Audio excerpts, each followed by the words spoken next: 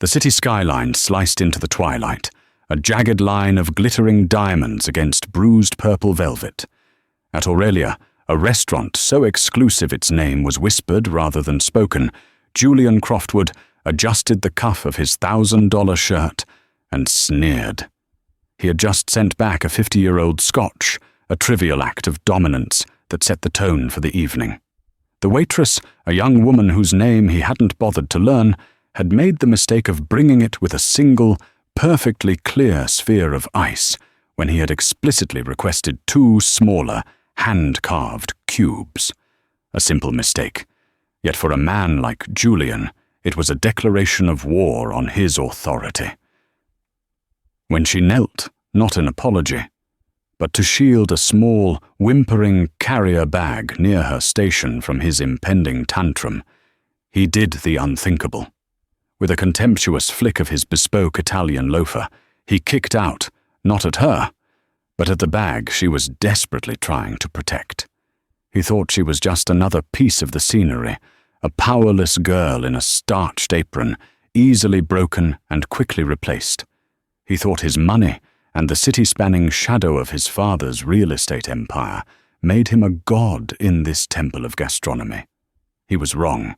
What Julian Croftwood couldn't possibly know was that the young woman cowering on the floor was not just a waitress, and the quiet man in the corner booth, the one who had been nursing a single glass of water for 2 hours, wasn't just another diner.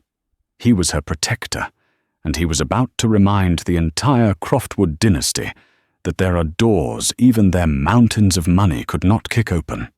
Within minutes, the carefully constructed world of Julian Croftwood would begin to unravel, not because of a stroke of luck, but because he had just assaulted the one person in the city with the training, the resources, and the reason to burn his kingdom to the ground. Elara Vance, Ellie to the very few people she allowed close, hated the smell of truffles. It was the scent of performative wealth, an earthy, aggressive aroma that clung to the air at Aurelia like a shroud. For the past 18 months, it had been the smell of her self-imposed exile, the scent of her freedom. She moved between tables with an economy of motion that bordered on art. Her dark hair was pinned in a severe bun, a few rebellious strands escaping to frame a face that was more striking than beautiful, with high cheekbones and eyes the color of moss after a rainstorm. Those eyes missed nothing. She noticed the slight tremor in the hand of the man at table 7, a sign he was about to propose. She saw the subtle exchange of hotel keycards between the society wife at table 12 and the man who was definitely not her husband. She catalogued these details not out of gossip, but out of habit, a relic from a life she had sprinted away from. It was a training she couldn't unlearn, drilled into her by a father who believed paranoia was just a heightened state of awareness. Her focus tonight, however, was fractured. Every few minutes, her gaze would drift to the small, discreet server's station near the kitchen doors. Tucked behind a stack of linen napkins was a soft-sided pet carrier, barely larger than a handbag. A faint, pathetic whimper escaped it, so quiet it was lost in the sophisticated murmur of the dining room. Ellie's heart clenched. She adjusted a wine glass on a nearby table, using the movement as an excuse to get closer. "Shh, Buster," she whispered, her voice a ghost of a sound. "Just a little longer, little man. We're almost done." Buster, her 3-month-old beagle mix, was the sole, tangible link to her mother, a last birthday gift before the illness took her. He was also currently battling a nasty bout of pneumonia. The vet had been clear. He needed medicine every 3 hours and constant observation, or his tiny lungs could fill with fluid. Missing a double shift at Aurelia wasn't an option. The vet bill was already astronomical, a mountain of debt she was determined to conquer on her own. So she had broken every rule, smuggling her sick puppy into the 5-star fortress, his wheezing breaths a constant, terrified drumbeat beneath the surface of her composure. This wasn't just a job, it was a statement. She was Ilara Vance, daughter of Alistair Vance, the founder and CEO of Vance Industries, a global titan of private security and intelligence. She had grown up in a world of armored cars, encrypted communications, and Krav Maga lessons every Saturday. A world she had fled on her 20th birthday, leaving a note on her silk-covered pillow that simply read, "I need to be me, not a protected asset." She had wanted to know if she could survive without the golden cage. For a year and a half, she had. Barely. From a shadowed corner booth, Marcus Thorne watched her. He was a man built of dense, quiet lines, his tailored suit doing little to hide the coiled strength of a coiled predator.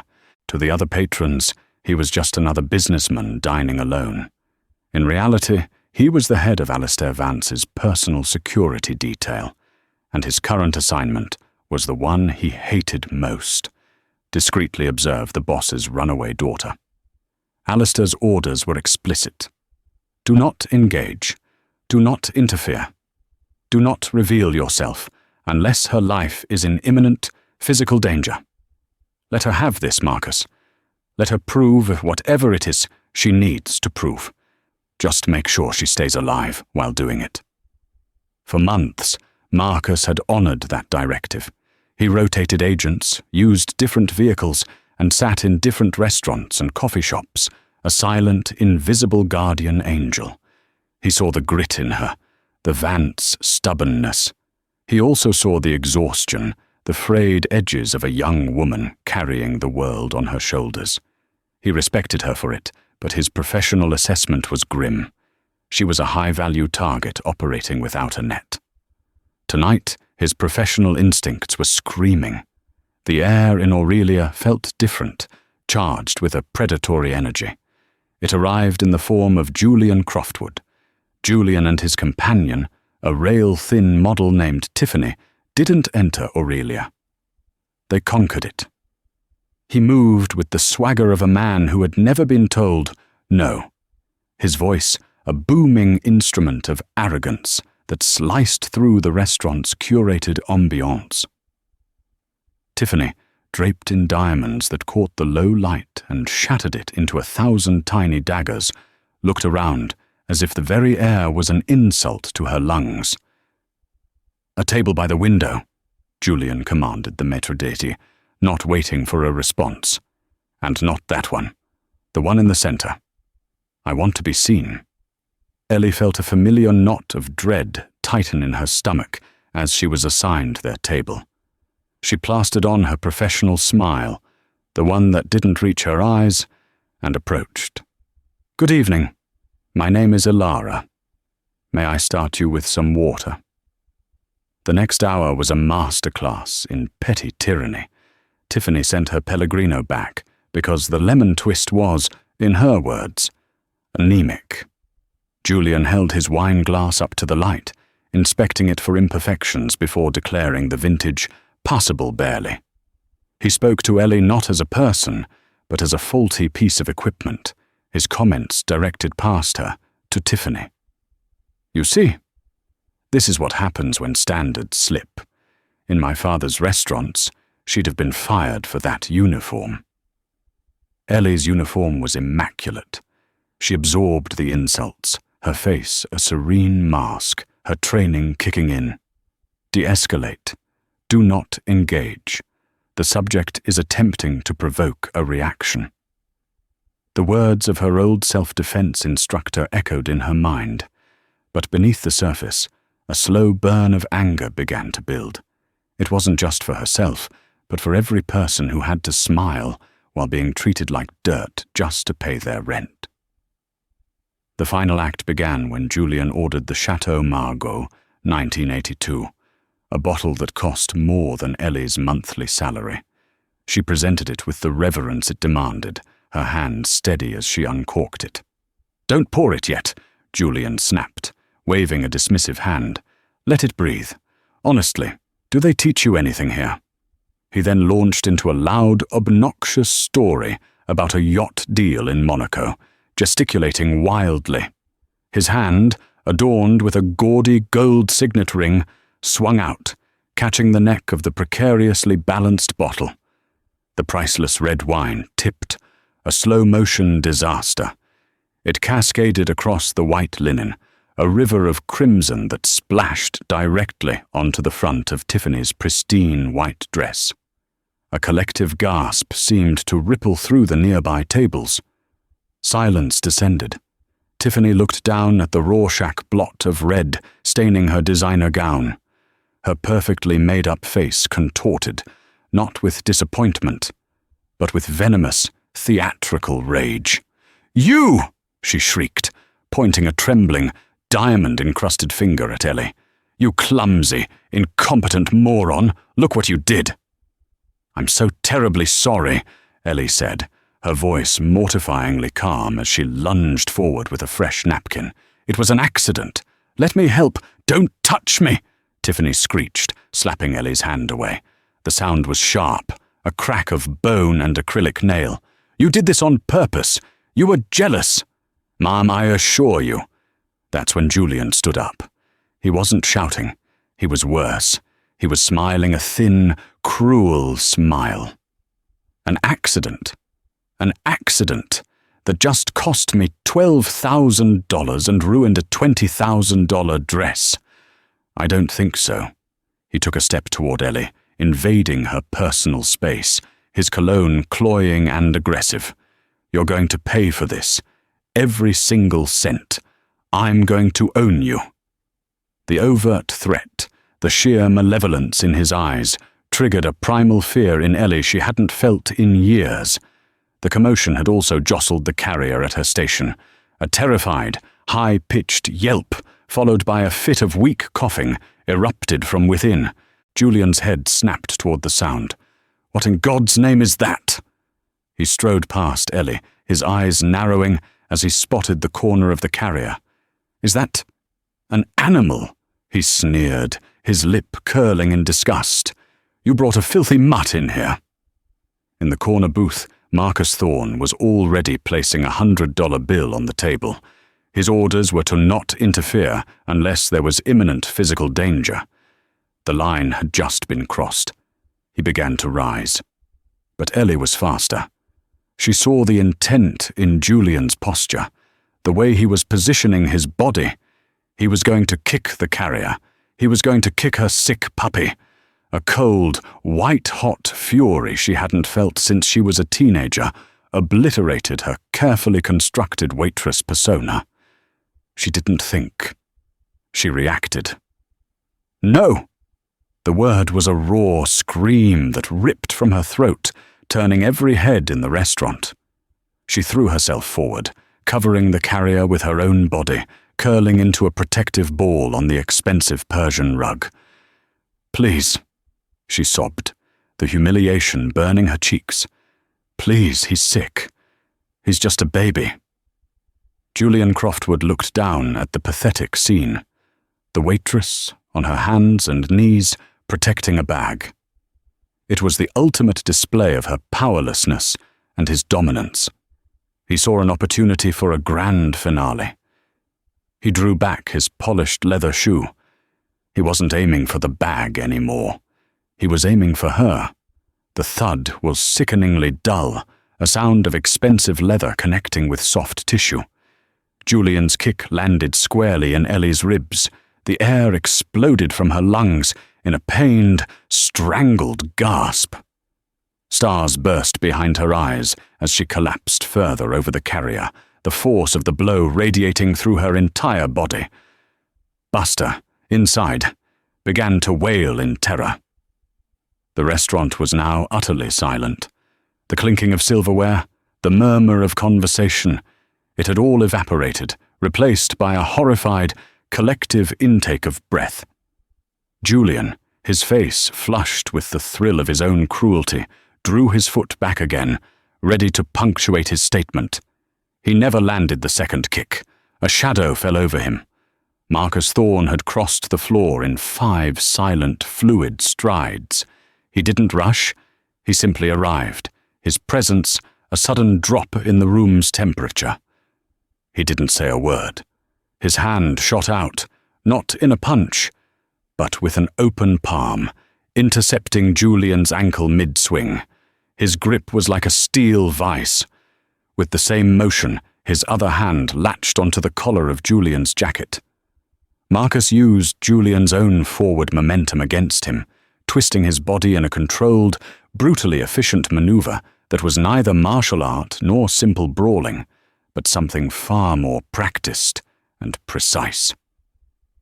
Julian yelped, a sound of pure shock and pain as he was spun around and slammed face first into the very table he had been terrorizing. The heavy crystal water goblets shattered, and his face was pressed hard against the wine-soaked linen. "Don't move," Marcus said. The two words were spoken in a low, conversational tone that was somehow more terrifying than any shout. He applied pressure to a point at the base of Julian's skull with his thumb, a nerve cluster that sent a jolt of white-hot agony down Julian's spine, immobilizing him completely. The entire tableau took less than 3 seconds. Tiffany was the first to find her voice. It came out as a hysterical shriek. "Let him go! Who do you think you are? Do you know who he is? His father is Sterling Croftwood. He owns this city. I'm calling the police. You're going to jail for the rest of your life." She fumbled in her clutch for her phone, her fingers stabbing at the screen. Marcus ignored her completely.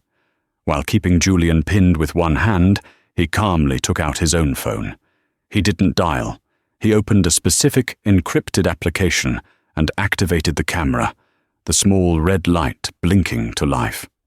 He slowly panned, capturing a high-resolution image of Julian's face mashed into the tablecloth, Tiffany screaming into her phone, and finally, Ellie, who was pushing herself up, tears of pain and humiliation streaming down her face, one hand clutching her side, the other protectively gripping the handle of the carrier. Only then did he make a call. His voice was calm, almost bored, the voice of a man reporting a broken streetlight. "This is Thorne. I'm at Aurelia Restaurant, 53rd and Park. I have a situation. Code 3B, assault on a principal. I need a cleanup team and a medical check. Yes, the asset is compromised. The perpetrator is neutralized and in my custody. Send the standard package." He paused, listening. "No, NYPD is not required at this time. We will handle this internally." He hung up. He hadn't called 911. He hadn't called the police. He had called the Vance Industries 24/7 Global Security Operations Center. Julian, his bravado melting into panicked whimpers, tried to struggle. "My arm! You're breaking my arm! Who are you?" Marcus finally looked down at him, his expression cold and flat. "My name is Marcus Thorne. I am the head of global security for Vance Industries." The name landed in the silent room like a grenade. Vance Industries. Even in the rarefied air of New York's elite, that name commanded a different kind of respect. It wasn't the boisterous power of real estate or finance. It was the quiet, terrifying power of information, security, and impenetrability. Sterling Croftwood built skyscrapers, but Alistair Vance protected kings and presidents. A flicker of confusion, then dawning horror, crossed Julian's face. "Vance? What does Vance have to do with her?" he grunted, gesturing with his head toward Ellie. Marcus ignored the question. His attention was on Ellie. He moved to her side, his body a solid wall between her and the rest of the room. "Miss Vance?" he said, his voice softening for the first time, though still formal. "Are you injured?" Ellie stared at him, her mind struggling to process what was happening. "Miss Vance?" He knew. The double life she had so carefully constructed had just been vaporized. The restaurant manager, a man named Dubois who prided himself on his unflappable demeanor, finally scurried over, his face ashen. "Sir, what is going on? We've called the police." "Cancel the call," Marcus commanded, not taking his eyes off Ellie. "There is no need for local law enforcement." He then looked at Dubois, and for the first time, a sliver of menace entered his voice. "You will secure all security footage from the last 2 hours. You will give it to my team when they arrive in—" He glanced at his watch. 4 minutes. You will not give it to anyone else. If a single frame of this is leaked to the press, Vance Industries will hold this restaurant's parent company financially liable for the security breach. Do you understand? Dubois, who understood the language of liability perfectly, just nodded, his eyes wide with terror. Ellie was still on the floor, her mind reeling, the pain in her ribs a sharp, insistent reminder of what had happened. She fumbled with the zipper on the carrier, her hands shaking. Buster whimpered, nudging his wet nose against her fingers. He was terrified, but he was unharmed. She had taken the entire blow. A sob of pure, unadulterated relief escaped her lips, louder than the gasp of pain had been. Julian, still pinned to the table, was now babbling. "A misunderstanding. It was just a misunderstanding. I'll pay for the dress, for the wine. Tell your boss. Tell Mr. Vance. It was a mistake." Marcus finally looked back at the pathetic man.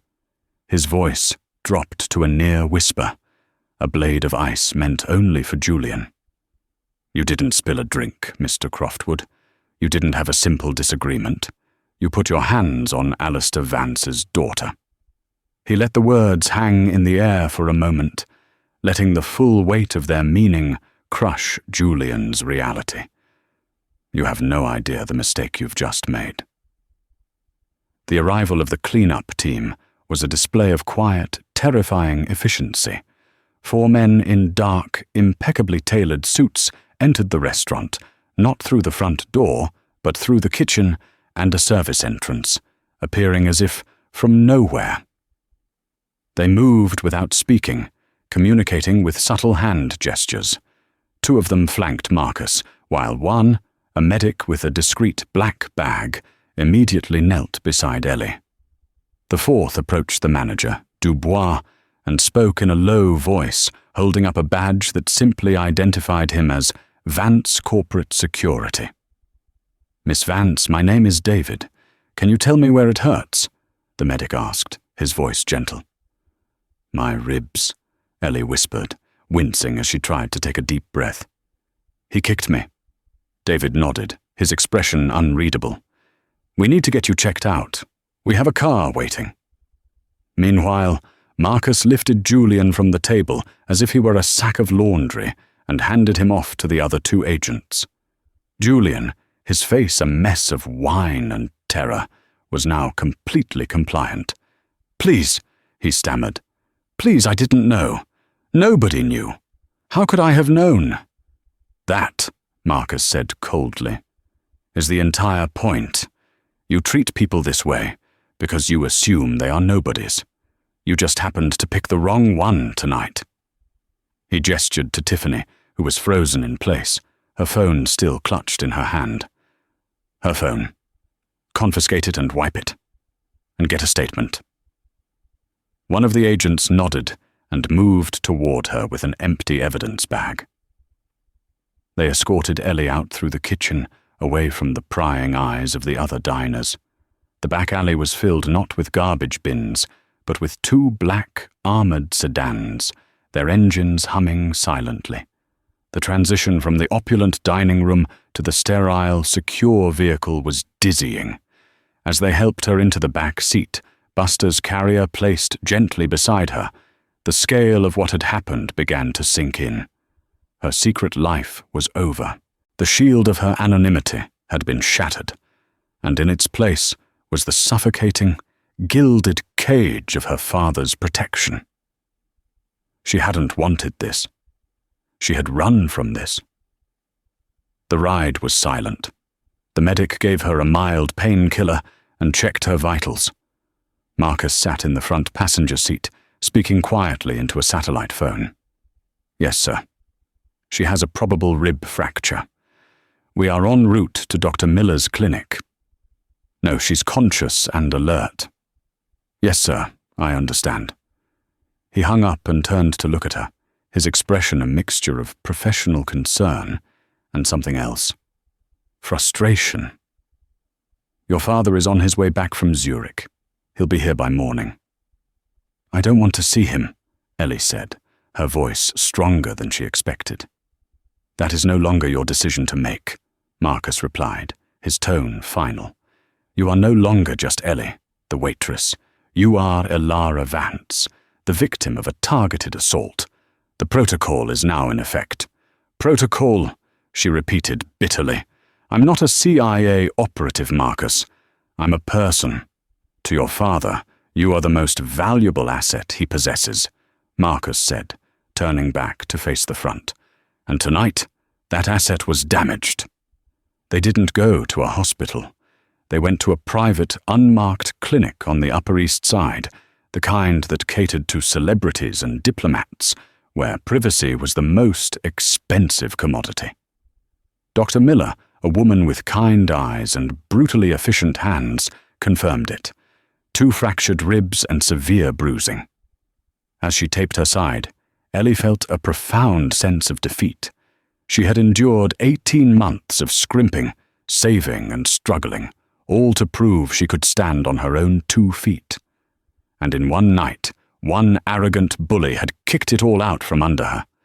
They took her not to her cramped walk-up apartment, but to a place she hadn't seen since she was a teenager, the Vance family penthouse, a sprawling, sterile fortress overlooking Central Park. As she stepped out of the elevator, directly into the foyer, the familiar scent of lemon oil and old money filled her nostrils. It was the smell of her childhood, the smell of the cage. Marcus led her to a guest suite. "Get some rest. A security detail will be posted outside your door. Nothing gets in or out without my authorization." "Am I a witness or a prisoner?" Ellie snapped, her anger finally boiling over. Marcus's professional mask finally cracked. A flicker of genuine emotion, empathy, crossed his face. "Ellie," he said, using her name for the first time. "I know you didn't want this. I watched you for months. I saw how hard you worked. I respect it. But this isn't about your independence anymore. Sterling Croftwood is not a man who accepts public humiliation. His son was frog-marched out of Aurelia in front of half of New York society. The Croftwoods will not see this as a lesson learned. They will see it as a declaration of war." He was right, and she knew it. She had seen her father deal with men like Sterling Croftwood. They were predators who operated under a thin veneer of civility. That veneer had been stripped away. She spent a sleepless night in a bed that felt alien, Buster curled up on the pillow beside her, his soft snores the only comfort. The next morning, the war began. The first salvo wasn't a physical attack. It was far more insidious. A story appeared on a notorious gossip blog, titled, "Waitress Honey Trap. At Aurelia, drunken scene as woman allegedly tries to extort Croftwood heir." The article, citing anonymous sources, painted a picture of a mentally unstable, aggressive waitress who deliberately spilled wine to create a scene, then flew into a rage when her demands for money were refused. It mentioned a so-called security guard who overreacted and vaguely alluded to the waitress having a history of erratic behavior. They weren't using her name yet, but they were building a narrative. They were poisoning the well. By 10 a.m., Marcus entered her suite, his face grim. He held up a tablet. They got to Dubois, the manager from the restaurant. He's given a statement to the Croftwoods' lawyers, claiming you were verbally abusive to the Croftwoods all evening, and that he was about to fire you before the incident even happened. "But you have the video," Ellie said, her stomach churning. "The video shows the kick and the immediate aftermath." Marcus explained. "It doesn't have audio of the preceding hour. They're creating a he said, she said scenario. Right now, it's the word of a beloved captain of industry's son against a disgruntled waitress." The final blow came an hour later. Ellie's phone buzzed with a notification from her bank. Her account had been frozen. A second email arrived moments later from her landlord. It was an eviction notice. The reason cited: multiple noise complaints and the discovery of an illegal pet. The complaints, she knew, were fabricated. Someone had called him. Someone with influence. They were systematically dismantling her life, piece by piece, salting the earth so nothing could grow back. They weren't just trying to win. They were trying to erase her. She was sitting on the edge of the bed, the eviction notice glowing on her phone screen when the penthouse elevator chimed. Alistair Vance strode into the room. He was a man who seemed to have been carved from granite and ambition, his silver hair perfectly coiffed, his suit radiating power. He looked at his daughter, at the bruise darkening on her cheek, the exhaustion in her eyes, and his face, usually a mask of stoic control, softened with a pain that was almost shocking to behold. He didn't say, "I told you so." He didn't say, "This is why you needed my protection." He simply crossed the room, sat on the edge of the bed, and pulled her into an embrace. "I'm so sorry, Alara," he whispered into her hair. "I'm sorry I let you prove your point for so long that it put you in harm's way. This ends now." Ellie didn't pull away.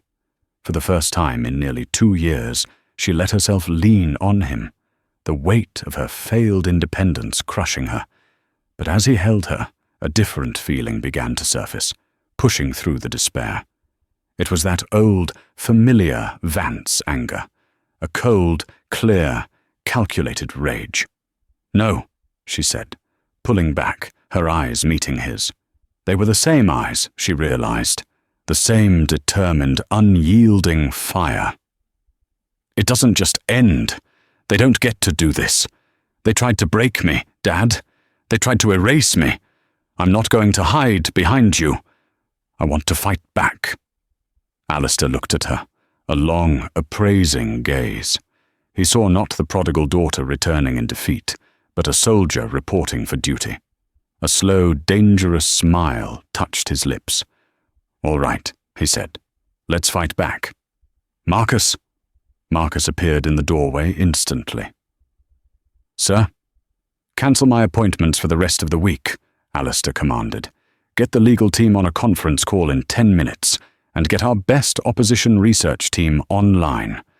I want to know everything about Sterling Croftwood and his degenerate son. I want to know where they bank, where they vacation, who they bribe, and what skeletons are in their closets. We are going to dismantle them. Not as a corporation, as a family." He looked back at Ellie, his eyes glinting. "Welcome home, kid. Now let's go to war." The penthouse living room, with its panoramic views of Central Park, transformed into a war room.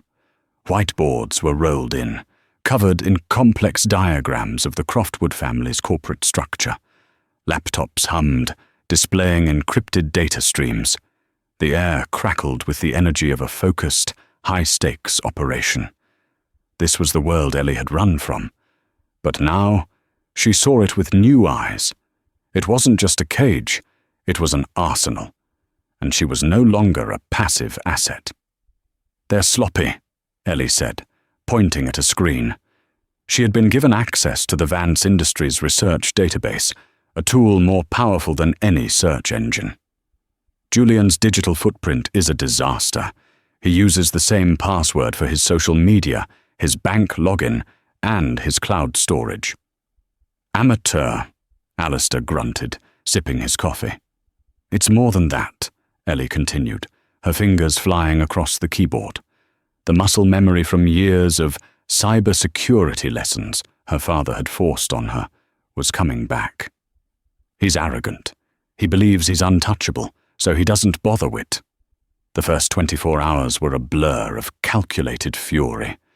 The penthouse, once a symbol of suffocating opulence, transformed into a nerve center, a silent, humming testament to the Vance family's true business. It wasn't security, it was the acquisition and weaponization of information. Whiteboards materialized, covered in the arcane script of corporate structures and financial flowcharts. Analysts, men and women with quiet eyes and preternatural calm, moved through the space, their laptops glowing with encrypted data streams. The air, usually scented with myrrh and lemon oil, now smelled of ozone, lukewarm coffee, and the faint metallic tang of vengeance. Ellie found herself at the heart of it, not as a protected asset, but as the tip of the spear. Her father, Alistair, had initially tried to shield her. "You rest," he had commanded, his voice laced with a paternal authority she hadn't heard in years. "Let us handle this." But Ellie had pushed back, her voice raw but unyielding. "They didn't assault a Vance Industries asset, Dad. They assaulted me. I was the one on that floor. I need to be in this room." Something in her gaze, not defiance, but a cold, forged resolve, made him relent. He gave her a seat at the central console, a terminal with Level 1 clearance, the digital keys to his kingdom. And as her fingers danced across the keyboard, a strange and unsettling fluency returned. The years of forced cybersecurity lessons, of learning encryption protocols and network vulnerabilities as other girls learned ballet, came flooding back not as a resented memory, but as honed instinct. She had run from this world, but its language was still her mother tongue. The Croftwood Empire was a fortress, but like all fortresses, it had been built by human hands, and humans were fallible. Sterling Croftwood was meticulous, a ghost in the system, his digital footprint all but non-existent. His son, however, was a different story. Julian was a gaping wound in his family's defenses. "He's not just arrogant," Ellie murmured, late into the second night, her eyes red-rimmed from staring at lines of code. Marcus stood behind her, a silent, solid presence, placing a fresh cup of tea by her hand without being asked. "He's performatively arrogant. He wants everyone to know how untouchable he is. He leaves tracks not out of carelessness, but out of pride." She wasn't just looking at data, she was profiling him. She traced his digital life, the boastful social media posts geotagged from private jets, the cavalier use of unsecured networks in five-star hotels, the identical, easily guessed password, Croftwoodking, used across a dozen platforms. It was a trail of digital breadcrumbs left by a man who had never imagined a wolf could be hunting him. The breakthrough came not from a brute force hack, but from an observation born of empathy, however twisted. She found a recurring payment from one of Julian's shell corporations to a high-end digital forensics firm. The service was listed as Reputation Management. "He's vain," Ellie explained to her father and Marcus, her voice electric with discovery. "He pays a firm to scrub negative comments about him from the internet. But to do that, he had to give them administrative access to his cloud storage, where he archives his emails to preserve his legacy.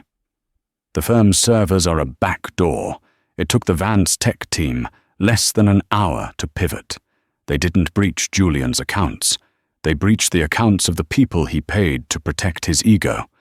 And there, nestled in a mislabeled folder named Legacy Correspondence, they found it. Not just a smoking gun, but a veritable arsenal. The South Bronx Revitalization Project. Emails, explicit and damning, between Julian Croftwood and City Planning Commissioner Robert Maxwell.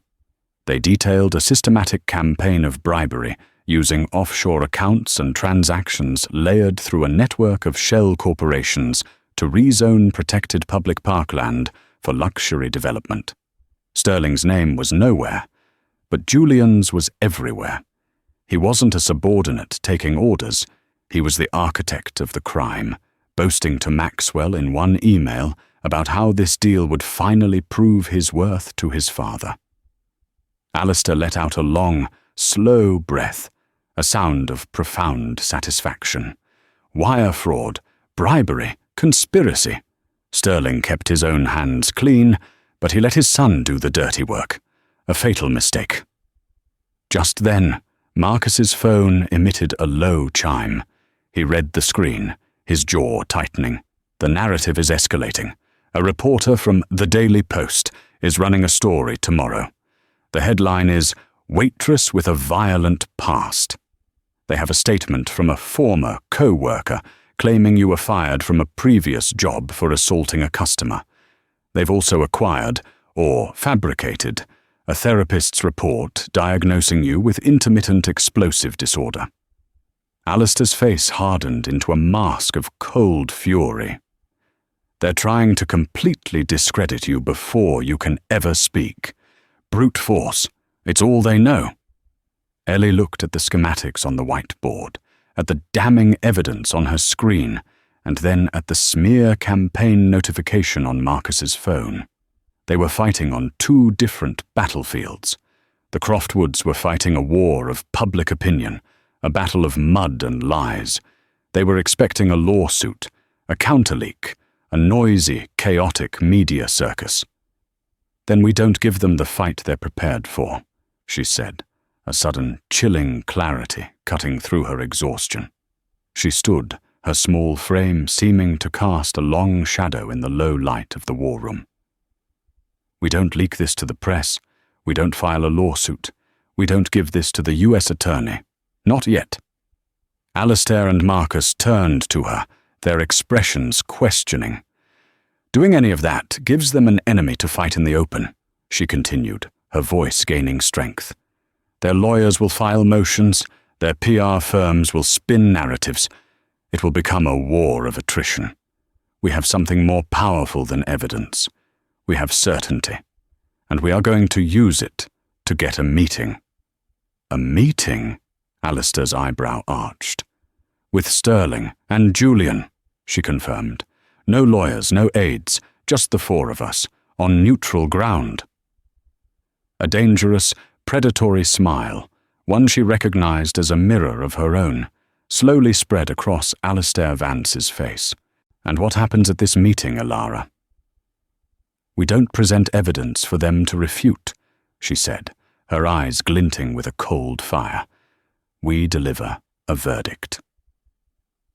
The boardroom on the 54th floor of the Ethelred building was a cathedral of corporate power, a silent, sterile space panelled in dark, almost black mahogany. A single, monolithic table stretched across its length, polished to a mirror finish. The air was cold and still. The meeting was set for 10 p.m., a time chosen to amplify the sense of gravity and finality. Ellie stood by the floor-to-ceiling window, looking down at the glittering tapestry of the city. She wasn't wearing a waitress uniform or the borrowed silk pajamas from the penthouse. She wore a simple, impeccably tailored charcoal grey suit, her hair pulled back in a severe, professional knot. The faint yellowing of the bruise on her cheek was the only remnant of the woman who had knelt on the floor of Aurelia. She felt the ghost of that humiliation, but it no longer burned. It had been alchemized into fuel. Alistair stood beside her, not speaking, giving her the space. In the last 48 hours, something had shifted between them. The old dynamic of protector and protected, of warden and runaway, had dissolved. He now looked at her with an expression of unnerving equality, the gaze of one apex predator acknowledging another. The doors opened, and the Croftwoods entered.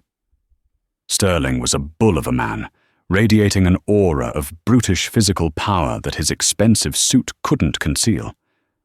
Julian trailed in his wake, a study in hollow bravado. His smirk was back in place, but it didn't reach his eyes, which darted around the room, assessing threats. "Vance," Sterling began, his voice a low growl that was accustomed to making lesser men tremble. "I hope for your sake this isn't a waste of my time. My lawyers are prepared to countersue for defamation, harassment, and extortion. This can be painful and public, or we can agree on a number and sign an NDA. Your choice." Alistair didn't even look at him. He simply gestured to the chairs on the far side of the table. "Sit." The command was quiet, yet it held an absolute, unbreakable weight. After a moment of hesitation, Sterling sat, followed by his son. Ellie and Alistair took the seats opposite them. The vast, empty table stretched between them like a battlefield. It was Ellie who spoke first. Her voice was not loud, but it filled the cavernous silence, each word precise and weighted. "Let's begin with a simple accounting," she said, her eyes fixed on Julian. "Chateau Margaux, 1982, $12,000. A J. Mendel gown, $20,000. Bribing my landlord to fabricate an eviction notice, perhaps $5,000? Paying a tabloid journalist for a fabricated story, let's estimate $50,000. The cost of retaining a public relations firm to manage a crisis of your own making, easily 6 figures. She paused, letting the numbers hang in the air. Julian's smirk tightened. "Is this your idea of an invoice? Are you that desperate?" "No," Ellie replied, her voice dropping a fraction, becoming colder. "This is me establishing your methodology. You believe every problem has a price tag, that every person can be bought, bullied, or buried. It's the foundation of your entire worldview. And I am here to inform you that you have made a catastrophic miscalculation." Her gaze shifted to Sterling, who had remained silent, watching her with a shark's unblinking intensity.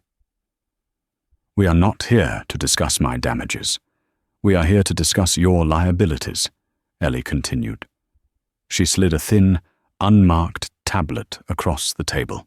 It glided silently on the polished wood, coming to a stop directly in front of Sterling.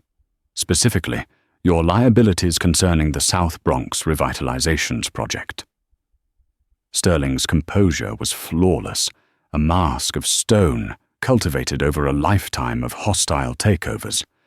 But Ellie watched his hands. A single muscle in his thumb twitched. He glanced down at the tablet.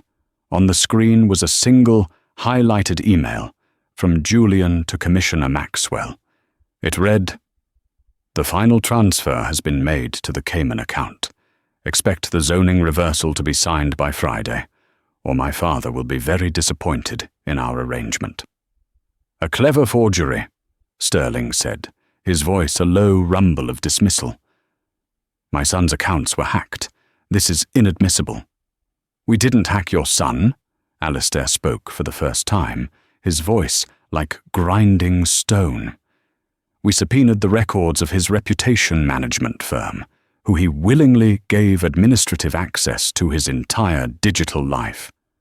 We have the server logs, the metadata, the IP addresses, and the unbroken chain of custody, all authenticated by the best forensic team on the planet." "This isn't an accusation, Sterling. It is a certified, verifiable fact.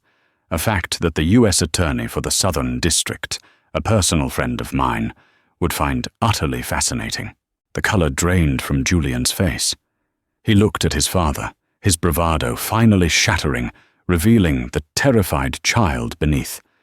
"Dad, they can't." Sterling shot him a look that could curdle blood, silencing him instantly. The great shark was wounded, bleeding, and he knew it. He had misjudged his opponent, assuming he was fighting a guppy when he was in a tank with a leviathan. He leaned forward, his voice dropping to a conspiratorial whisper. "What do you want, Alistair? A piece of the Bronx deal? A seat on my board?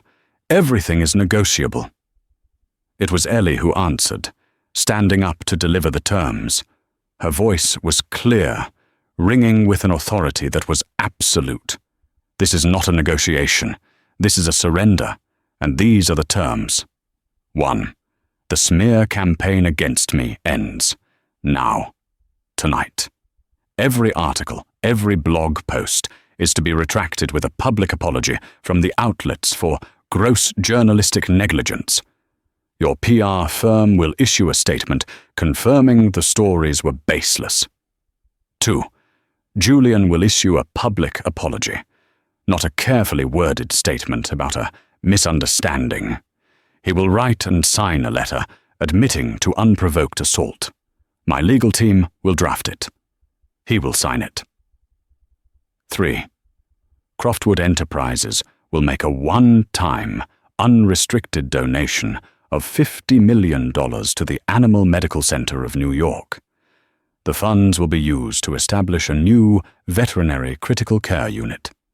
It will be named the Buster Vance Wing. A flicker of a smile touched her lips as she saw Julian flinch at the name. 4. Commissioner Robert Maxwell will tender his resignation, effective 9 a.m. tomorrow morning, citing personal health reasons. The South Bronx Revitalization Project is to be terminated.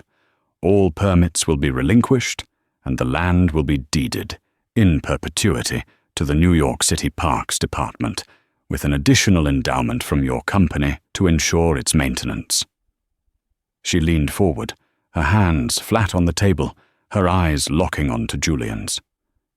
And 5, she said, her voice dropping to a near whisper, a blade of ice meant just for him. You will live with the knowledge that this all happened because you couldn't stand the thought of a waitress having something to protect. Every time you read about an animal being saved in a clinic named for the puppy you tried to harm, every time you see families enjoying a park that should have been your monument to greed, you will be reminded of the nobody who dismantled your world. These are the terms.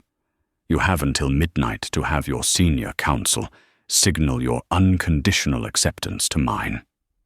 If you fail, the data packet goes to the Times and the Department of Justice simultaneously. We are finished here. She turned and walked away from the table without a backward glance. Alistair rose and followed her. The silence they left behind was more damning than any shout. It was the sound of an empire falling. The aftermath was a quiet, controlled demolition. The retractions appeared. Julian's humiliating, stilted apology was released to a storm of public mockery. The $50 million donation was made, and the news of the new Buster Vance Wing became a feel-good story that ironically generated more positive press than anything Croftwood Enterprises had ever done. The South Bronx Park was saved. Ellie never returned to her walk-up apartment. Her things were moved to the penthouse by a silent, efficient Vance team. But she felt adrift, suspended between the life she had rejected and the one she had been forced to reclaim. The victory was total, but it tasted of ash. She had won by becoming a reflection of her father, by wielding the very power she had once found so repellent. A week later, Marcus found her on the terrace, the cool night air whipping strands of hair across her face. Buster, now the picture of health, was asleep at her feet. "Your father has been looking for you," Marcus said, standing a respectful distance away. "He's proud, in his own way." "He's proud I learned the lessons he taught me," Ellie said, her voice quiet. "He's proud I can be as ruthless as he is." "That's not what I see," Marcus countered, his professional mask slipping for a moment. "For 18 months I watched you. I saw you work double shifts to pay a vet bill. I saw you share your lunch with a homeless man on your block. I saw you build a life based on your own code. When you were in that boardroom, you weren't fighting for money or power. You were fighting for that girl, the one on the floor. You used his weapons, yes, but you were fighting your war." His words struck a chord deep within her. He was right. She hadn't done it for the Vance name, but for the anonymous waitress. "I can't stay here, Marcus," she confessed. "I can't live in this tower." "Then don't," he said simply. The next morning, she walked into her father's study. He was on the phone, moving billions of dollars with a single sentence. He ended the call when he saw her. "I'm not staying," she said. No preamble. "But I'm not running either."